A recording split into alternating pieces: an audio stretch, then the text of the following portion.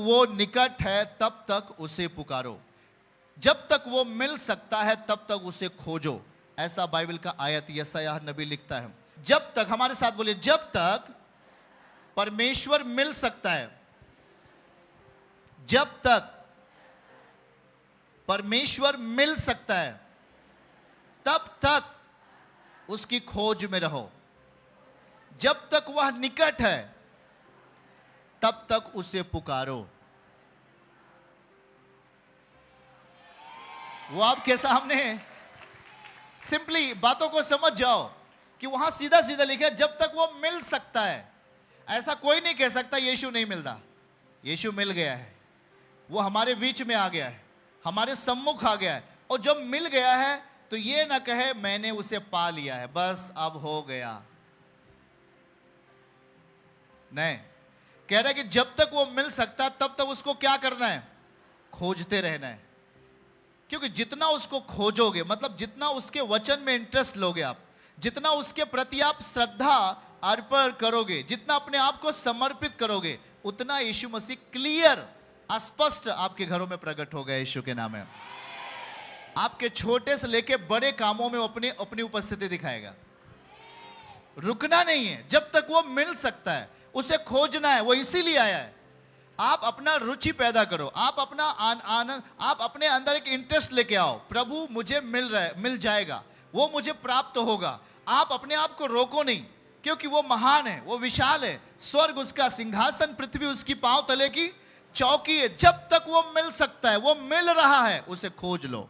और जैसे जैसे आप उसके प्रति अपना रुचि पैदा करोगे, वैसे वैसे वो आपके घरों में, आपके बेटे बेटियों में, आपके भाइयों में अपने आप को प्रकट करता जाएगा, अपने आप को जाहिर करता जाएगा यीशु मसीह के नाम में। फिर लिखा है जब तक वो निकट है उसे पुकारो। आमीन। वो निकट है, वो दूर नहीं है, वो आपके बिल्कुल निकट है।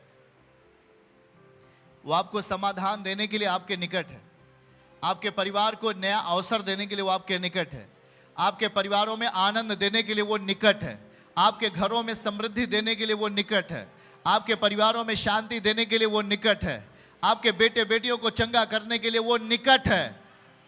पर उसे पुकारो। पुकारना है उसे भाई बहन। यदि आप उसे पुकारेंगे वो आपके लिए प्रकट होगा। आमीन, आमीन, हालेलुया। वो सामर्थ्य से भरा हुआ प्रभु है। याद रखो कि उसका जो बलिदान है, बलिदान बेकार नहीं है। यीशु मसीह ने जो सलीब के ऊपर बलिदान किया, उसका कद्र आपको करना पड़ेगा, उसका हॉनर आपको करना पड़ेगा, उसका सम्मान आपको करना है। यीशु मसीह ने जो सलीब के ऊपर बलिदान किया, उस बलिदान की सामर्थ्य से बीमारियां हारती हैं, उस बलिदान की सामर्थ्य से दुष्ट आत्माएं निकलती हैं, उस बलिदान की सामर्थ्य से रोग और तमाम समस्याएं आपका साथ छोड़ देती है। क्योंकि यीशु मसीह ने कीमत दे दिया। और जब उसने कीमत दे दिया है तो हमें केवल यह कहना है कि प्रभु मैं तेरे पास रहना चाहता हूं। वो आपको अपना बनाएगा। आमीन। वो आपको अपना बेटा बेटी क्या करेगा? बना लिया। और इसी बलिदान के कारण यूहन्ना 1:12 का वचन हमारे पास आया है, वहां पर नोट करेंगे। यूहन्ना सुसमाचार, यूहन्ना रचित सुसमाचार 1 और उसका 12 वचन में अगर हम पढ़ेंगे तो वहां पर कुछ इस तरीके से, समझ रहे हैं क्या? बुद्धि से।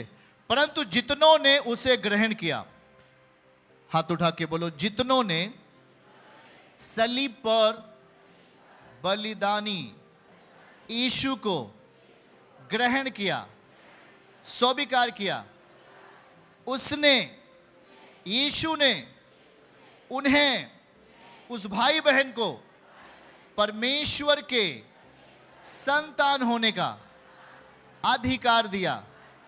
अर्थात जो उसके नाम पर विश्वास रखते हैं। आमीन। रखिए क्या लिखा है नीचे, सबसे नीचे की लाइन में अगर आप पढ़ लेंगे तो लिखा है जो उसके नाम पर क्या रखते हैं?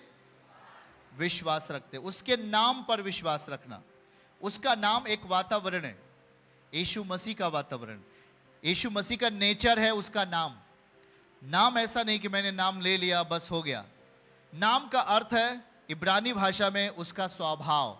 यीशु मसीह का नेचर आप में है। वही चीज यहां लिखा है, उसके नाम पर विश्वास रखते हैं। अगर आप उसके नाम पर विश्वास रखते हैं तो आप उसके संतान बन जाएंगे, आप उसके बेटे और बेटियां बन जाएंगे। जिस तरीके से परमेश्वर यीशु मसीह क्या है, पुत्र है परमेश्वर का, उसी रीत से हम भी पुत्र के समान हो जाएंगे। आमीन। कब होंगे? लेकिन कब होंगे?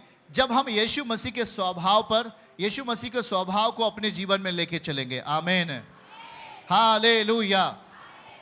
बातों को विश्वास कर रहे हैं क्या आप? हाथों को उठा के बोलो हालेलुया, हालेलुया।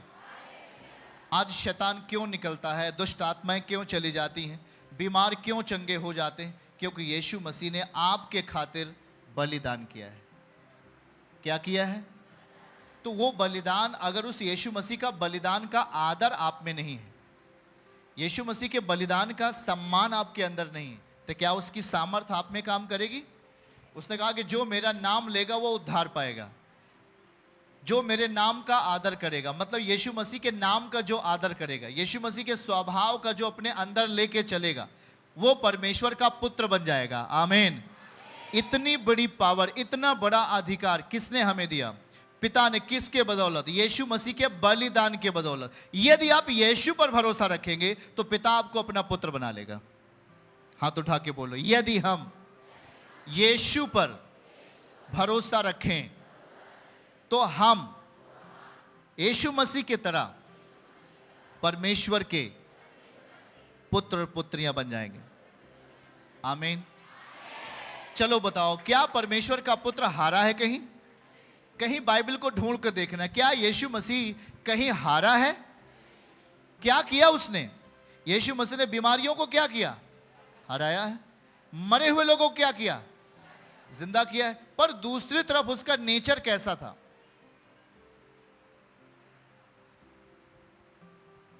अगर हम देखें, उस